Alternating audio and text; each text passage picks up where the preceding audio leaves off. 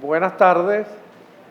Realmente para mí es maravilloso, esclarecedor y extraordinario estar acá hablando de la violencia, el realismo, la ficción y los espejismos en la literatura venezolana, que conlleva sin ninguna duda a que hagamos referencia permanentemente, también, aunque sea una comida de pajarito, a grandes obras de la literatura latinoamericana.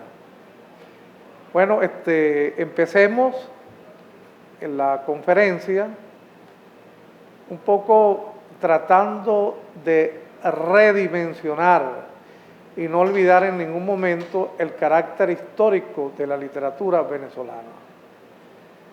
Ha habido un autor que ha sido muy polémico, sobre todo porque en 1928 se le criticó que no afrontó las realidades del gomecismo y se marchó hacia Europa. Me refiero a Arturo Uslar Pietri. Parece que lo mismo hizo Bernardo Núñez, se marchó al exterior, pero eso no media o le quita quilates a estos dos grandes autores. Bueno, también hablaremos en esta disertación del falso cuaderno de Narciso Espejo. Hablaremos también de una obra maravillosa que es Pedro Páramo, de Juan Rulfo, y de la obra del Gabo, de Gabriel García Márquez. En relación al primer autor que mencioné, cabe decir que cuando Presentación Campo, en Las Lanzas Coloradas, le habla a Natividad acerca de la patria, está un poco estupefacto Presentación Campo, la patria. Bueno, la patria es como de esos que se dedican a enamorar y que se saca del amor, pues. Y dice una frase acorde a su psicología: Natividad, a las mujeres hay que barajustarlas. Bueno, la concepción machista de la época de Presentación Campo. Presentación Campo no fue un esclavo, fue un caporal. Incluso hay una frase que sostiene esto que digo yo de Uslar, cuando dice que fue un pardo con Presentación Campo. Pero cuando Fernando Fonta e Inés, su hermana, hablan con Presentación Campo, aunque Uslar no lo plantea de esa manera, allí se da eso que se ha llamado la dialéctica del amo y el esclavo, para acudir a ese gran autor que fue Hegel. Presentación sabía que él no era el amo, pero sabía que era el hombre de la fuerza. Y en ese primer encuentro, a Fernando Fonta, que era el amo, que era el heredero de la hacienda del Altar, se le hiela el espinazo, las vísceras gruñen, porque estaba ante un hombre sin duda peligroso, porque ese hombre en cualquier momento podía asaltar y patear las costumbres y los hábitos de vida y los respetos que se habían establecido hasta el momento. Acuérdense ustedes que estamos hablando de un momento que casi irradia con la independencia venezolana. Son los comienzos, pero todavía está la sociedad colonial allí. Bueno, Fernando Fonta, en sus múltiples reuniones que hace en relación a la rebelión, y no se logran poner de acuerdo la gente que tiene propiedades, porque teme que sencillamente la revuelta los arruine. que la revuelta los deje sin nada, y en una de esas reuniones se queda solo en la hacienda, el altar, presentación campo, y sencillamente asalta el poder, y ante esta situación, doña Inés, la hermana de Fernando Fonta, le recuerda que él no es sino un esclavo, un miserable esclavo. Sencillamente la viola, se raja él mismo las vestiduras y establece y deja para la posteridad a un guiñapo. Hay un ejercicio narrativo extraordinario de Úslar Pietri con respecto a esto, porque a diferencia de otros autores que han exaltado a Bolívar o que han exaltado el liderazgo de los héroes, no hace eso Úslar. Úslar recobra una narrativa que de alguna manera pone como elemento sustancial a la subjetividad. ¿Por qué digo esto? Porque si nosotros comparamos la narrativa de Úslar Pietri con la narrativa de Gallego, Gallego fue un autor de una lengua polifónica, una novela polifónica, Canaima y también Doña Bárbara. Pero Gallego todavía es un heredero de esa vieja novelística anterior a él, del criollismo, y también de los atajos que tiene el diálogo entre civilización y barbarie. Santos Luzardo es la civilización, es el progreso, es la luz, es la educación. Algunos autores dubitan sobre eso y dicen que eso es un programa absurdo, que eso es un programa que excluye al mundo indígena, que por cierto en el Cojo Ilustrado aparece una cita de Gallego diciendo que hay que civilizar a los indígenas. Bueno, eso no tampoco pone en entredicho a Gallego. Gallego es un novelista torrencial, un novelista que sencillamente recoge las voces de la naturaleza en Canaima. Es un momento extraordinario donde Marcos Vargas, en Canaima, se aferra a la naturaleza, se aferra a un árbol y ve pasar la tormenta creadora, extraordinaria. También Gallego descubre o nos pone de manifiesto ese diálogo impostergable, azaroso, libidinoso, magnífico que hubo entre doña Bárbara y Santos Luzardo. Doña Bárbara era un personaje sugestivo que convocaba al amor, a la pasión. Era un personaje que tenía contactos con el más allá. Era un personaje que veía tal vez en Santos Luzardo la redención, que echando a mano de los análisis diacrónicos y sincrónicos, bueno, el esposo o el novio de Bárbara lo matan en una piragua y la violan a ella, y ella se refugia en el pueblo Tomaco, y es una mujer que va cargando día tras día en su memoria la pesadumbre de lo que significó ese arrumbre del machismo en una época. Pero no solamente estas son las cosas más importantes de la literatura venezolana. En la literatura venezolana hay también un ejercicio de ruptura con lo que fue esa historicidad.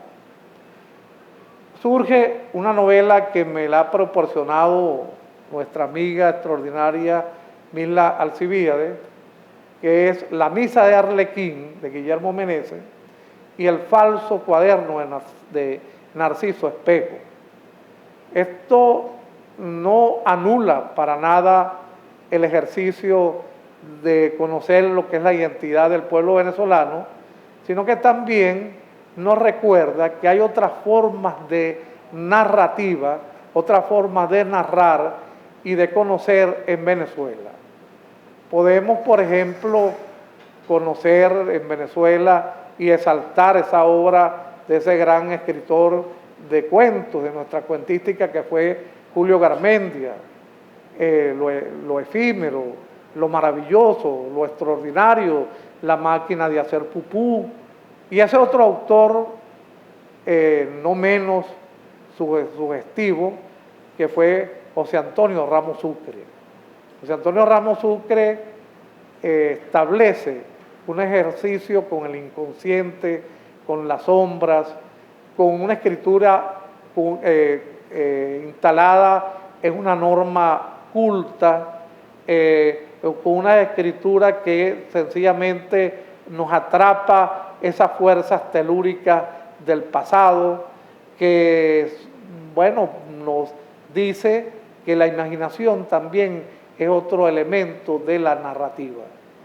Entonces, estamos ante las ficciones en primer lugar de Uslar Pietri, retratándonos lo que fue Fernando Fonta, el miedo, pero sin embargo no es un elogio, no es una convocatoria a la rebelión, tampoco es una novela positivista, tampoco es una novela nativista, no es una novela Las Lanzas Coloradas que permanentemente está escudriñando en voces antiguas o en voces del argot.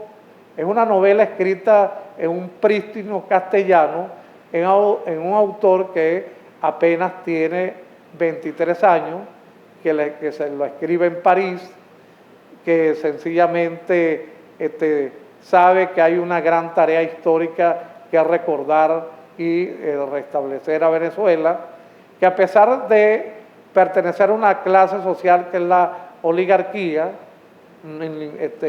sabe muy bien que hay que superar el gomecismo, el totalitarismo, que sueña una nueva Venezuela, y los hombres que están allí en las novelas de Uslar, como Presentación Campo y Natividad, están buscando a quienes apostar.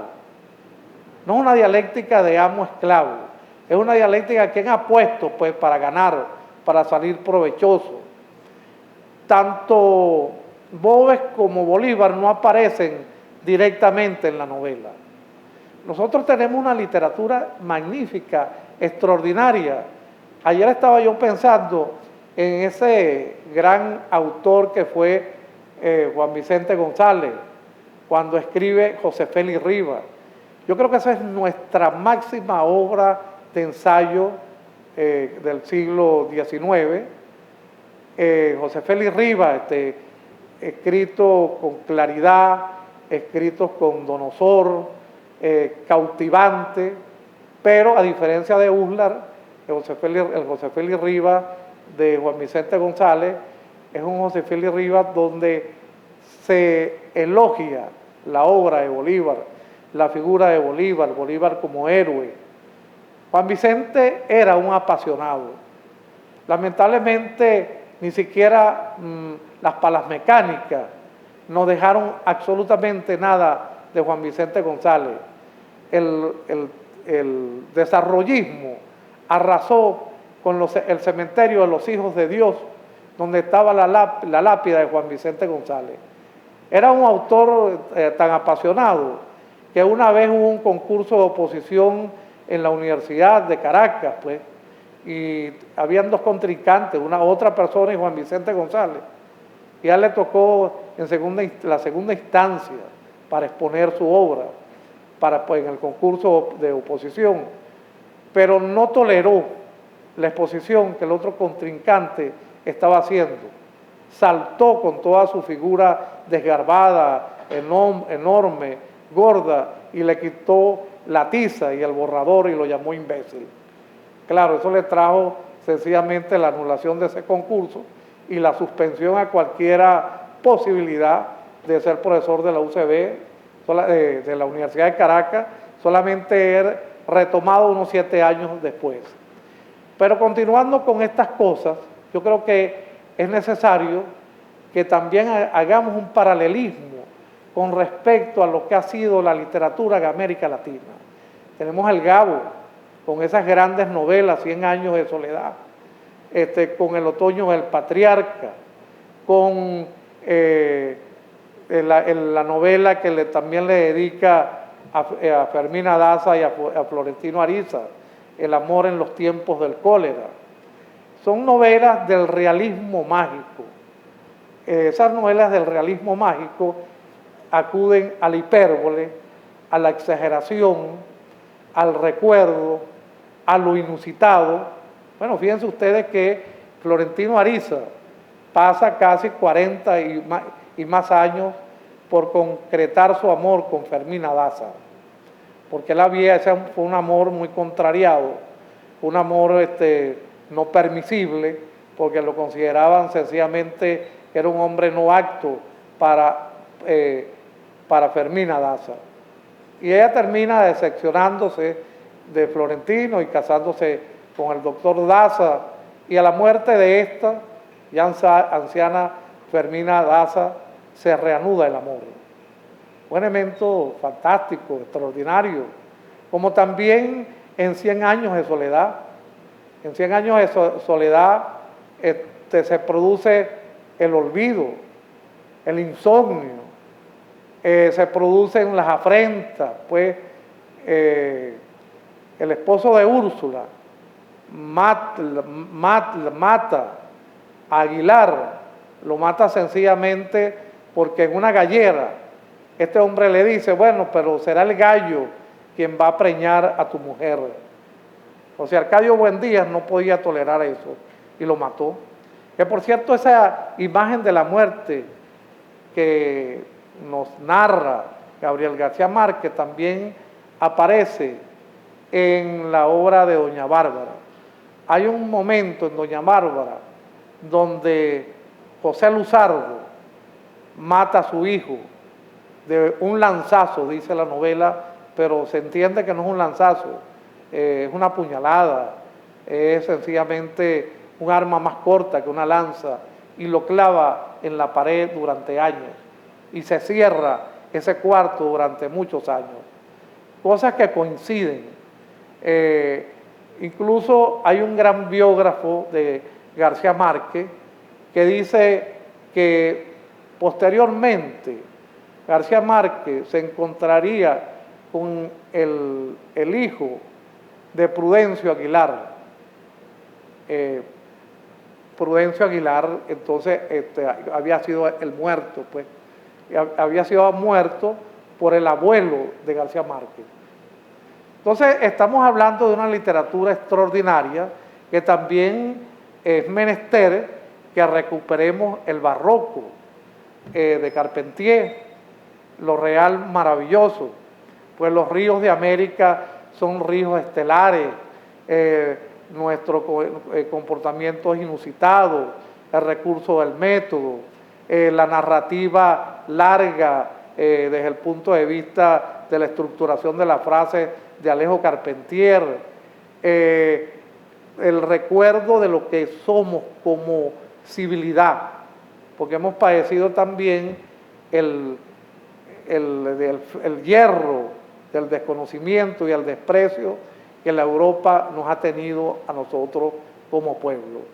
También García Márquez representa en la pasión de la literatura, en la violencia, el otoño del patriarca, que no es más que un retrato de las dictaduras que hubo en América Latina, de los trotskismos, del olvido, sencillamente de esos dictadores que se mimetizan, que tienen un doble, que tienen muchas mujeres. Sencillamente, en Venezuela también se ha hecho un esfuerzo por crear otro tipo también de literatura, además de la literatura del realismo fantástico, es la literatura fantástica, la literatura de la introspección. Cuando Narciso Espejo se encuentra y comparte el cuarto de pensión con Juan Ruiz. Quienes leemos no sabemos si Juan Ruiz es el inconsciente de Narciso Espejo o si Juan Ruiz existió. Porque un día donde aparece una nube amarilla, que es el día en que Juan Ruiz cita a una taberna tal vez ubicada en La Pastora a Narciso Espejo y le ofrece su diario o su cuaderno, que no es otra cosa sino la biografía de Narciso Espejo, biografía con la cual no está de acuerdo finalmente Narciso Espejo, como nosotros no estamos de acuerdo muchas veces con las cosas que hacemos. No se sabe si es un excurso, un recurso del narrador Guillermo Meneses, que de paso lo digo, fue un gran narrador, un hombre lleno de unas grandes metáforas. Imagínense ustedes aquel cuento de Guillermo Meneses que se llamó o que se llama La mano junto al muro. Es casi un cuento policíaco, es un cuento donde quien lee debe escudriñar y saber quién mató a la prostituta, porque su mano tamborileaba en el muro y el espejo, los espejos ocupan un lugar magnífico en la obra de Guillermo Meneses, porque el espejo no es sino la refracción de lo que somos nosotros, no es sino el comprendernos. No sabemos finalmente si estamos de acuerdo con ese que aparece allí, que yo supongo que soy yo, o si hay algún detalle que se ha omitido. En el espejo se refleja en la mano junto al muro, falta una gorra de un marinero. A lo mejor es el que mata a la prostituta. Está lleno de enigmas, pues. O tal vez la prostituta en un momento determinado que no sabía cuántos hombres la habían visitado y estaba llena, según Guillermo Meneses, de todos los sucios del mundo, pues no sabía con cuántos hombres había estado ese día o toda la semana, pero llega un hombre que le habla a las cosas que ella quiere que le hablen, al amor, al corazón, al romanticismo, y no se acuerda muy bien. Y en el burdel, en esas noches, en esos días de pasión, uno de esos tres marineros la mata, o quién sabe quién es. No termina siendo explícito Guillermo Meneses, por lo cual es un gran recurso desde el punto de vista narrativo, porque tenemos la libertad nosotros mismos de inventar o de suponer quién es el asesino. Entonces, es un recurso casi bersoniano. Bersón decía que hay que entrar a las cosas mismas, suponerlas. La noción de tiempo y de espacio no es sino una suposición. Y podemos comparar también esta narrativa de Guillermo Meneses con otra narrativa fantástica, que es la narrativa que hizo Juan Rulfo. Juan Rulfo sencillamente nos escribe Pedro Páramo, y Pedro Páramo no es sino una nostalgia, no es sino una promesa, un juramento, es una novela narrada en planos diferentes, es una novela también donde hay ciertos mexicanismos que para nada invalidan la grandeza de las voces que te actúan allí. Juan Preciado pareciera que es el narrador de esa novela cuando le promete a su madre, le promete a su madre, a Dolores, a María Dolores Dayada, le promete que va a regresar a Macondo. Y regresa a un pueblo extinto, a un pueblo de fantasmas, a un pueblo que se parece al inconsciente, a un pueblo donde lo recibe sencillamente su tía, Eduviges Dállada, o Eduviges Dolores Dállada.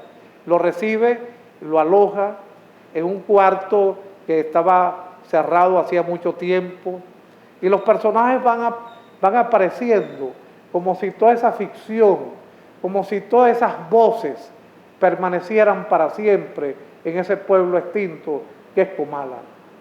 Y allí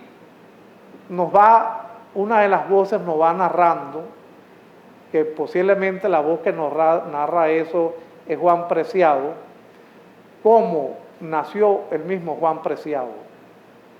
Alguien que era muy rica,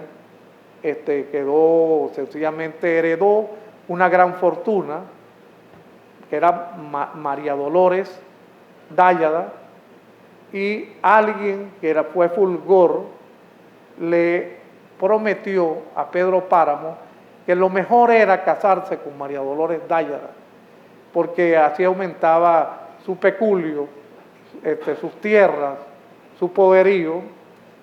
Y la noche ella pidió un mes, que se le diera un mes pues para sencillamente que se pudiera dar la boda, porque ya suponía que el vampiro estaba próximo, pues iba a tener las menstruaciones reglamentarias, pero no aceptó, Fulgor no aceptó, y acordó que mañana es la boda, o en 3 días es la boda.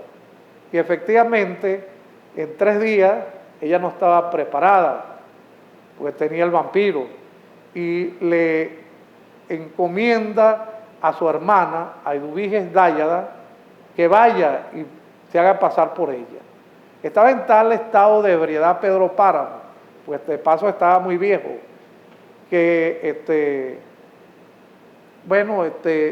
fue y no hubo ninguna relación con Eduviges, en absoluto. Él lo que hizo fue dormir, pues estaba muy ebrio, estaba muy cansado, y ni siquiera se dio cuenta que era Eduviges la que estaba al lado de él. Días después, ya en plena forma, acude su esposa verdadera, María Dolores Dállada, y se acuesta con Pedro Páramo, con su esposo. Pero él no la vio más, pues, sencillamente. Y supo que era su hijo, porque al mes estaba preñada. Y fue cierto, la otra no tuvo ninguna relación.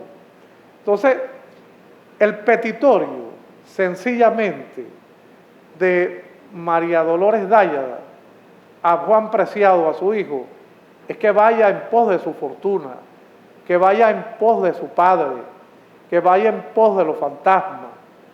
Y cuando llega, en el camino hacia Comala, se encuentra nada más y nada menos que con Abundio. Abundio era otro muerto, pero que se comunicó con él, que le enseñó el camino. Es característico que estos trances extraordinarios también aparecen en García Márquez. En 1955 es escrita Pedro Páramo. 100 años de soledad es escrita creo que en 1957 o posteriormente, y no es Aracataca, sino es otro pueblo que está allí, que es Macondo. Macondo es un pueblo lleno de cosas extraordinarias, está lleno, y está la figura de Melquíades allí, Melquíades que trajo por primera vez el hielo, está la aparición de Rebeca, que aparece, y Úrsula y Guarán la adopta como tal, y está toda una vida llena de guerras civiles. Está Aureliano Buendía, que posteriormente ya en la vejez se dedica a hacer pececitos. Es América Latina.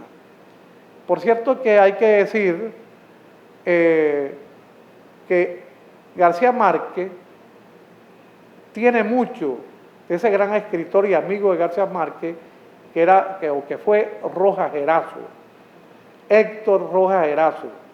Héctor Rojas Erazo fue reportero en la costa colombiana con García Márquez, y también hay algunos textos donde Rojas Erazo nos habla del patriarca. Ninguno se copia del otro, sino que se fortalecen. García Márquez fue una figura extraordinaria, incluso le tocó vivir el Bogotazo. Bueno, en Venezuela también, ahora retrotrayéndonos a Venezuela, no solamente en la novela, en el ensayo hubo grandes ensayistas como José Rafael Pocaterra, en Memorias de un venezolano de la decadencia. Allí nos habla de Nereo Pacheco, nos describe los horrores de la Rotunda, las proezas de la generación del 28, nos narra algo que a mí siempre me eriza porque yo soy profundamente oriental y soy profundamente cumanés. La llegada de Román Delgado Chalbaud a Cumaná el 11 de agosto de 1929 y llega conjuntamente con su hijo, llega en el Falque. Carlos Delgado Chalbaud tendría para la época entre 15 y 16 años y le deja las órdenes, Román Delgado Chalbaud, a José Rafael Pocaterra, que viene en el Falque, que si en 3 horas sencillamente él no ha regresado, zarpe, pues, eleve las anclas. Y así ocurre, porque según cuentan la historia oral,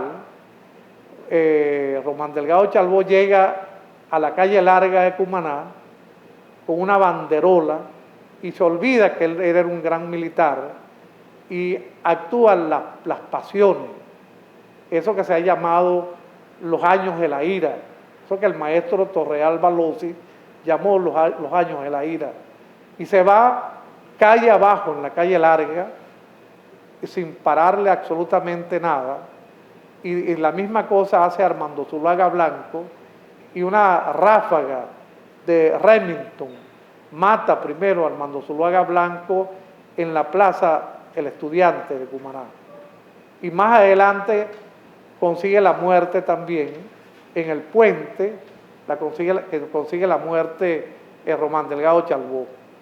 El hijo de Román trata de asistirlo en el Tamarindo de Cumaná, en el Tamarindo que ya va a cumplir casi 500 años, y cae herido con una bala en el pulmón, y sobrevive, y escribe un libro, ahora no recuerdo cómo se llama, pero son las épicas, es la narrativa de nuestro pueblo, es la búsqueda de la nacionalidad, es la búsqueda de la identidad cultural, es la búsqueda de lo que somos. Incluso, ya para finalizar, le voy a narrar otra cosa que es importantísima en Venezuela y que me emociona a mí muchísimo, que es la novela el general de 2 colores, creo que se llama así, del psiquiatra de Herrera Luques, cuando nos narra los orígenes de Piar. Y dice en ese libro, el general de 2 colores, que el caudillo de 2 colores, que es proverbial, nos dice que Piar nació en la esquina de las monjas, en el convento de las Concepciones, y que su abuelo y su padre tuvieron en la mano la partida de nacimiento de Piar. Claro, en una forma casi novelada, también Bartolomé Tavera Costa dirá que Piar era hijo de un príncipe de Braganza y que era hijo de una de las 7 musas Aristigueta. Y después viene toda, en la literatura oral, viene todo un ejercicio diciendo que Piar era hermano de Simón Bolívar o que era hijo también, pues podría ser, de José Félix Rivas. Todas estas cosas marcan un itinerario extraordinario porque son los espejismos de nuestra literatura, son las ficciones de nuestra literatura y es la violencia de nuestra literatura. Entonces, para mí es extraordinario, bueno, estar acá, no sé si estoy en el tiempo, si ya me pasé, pero bueno, lo voy a dejar hasta acá, de tal manera que ustedes puedan preguntar. Muchas gracias.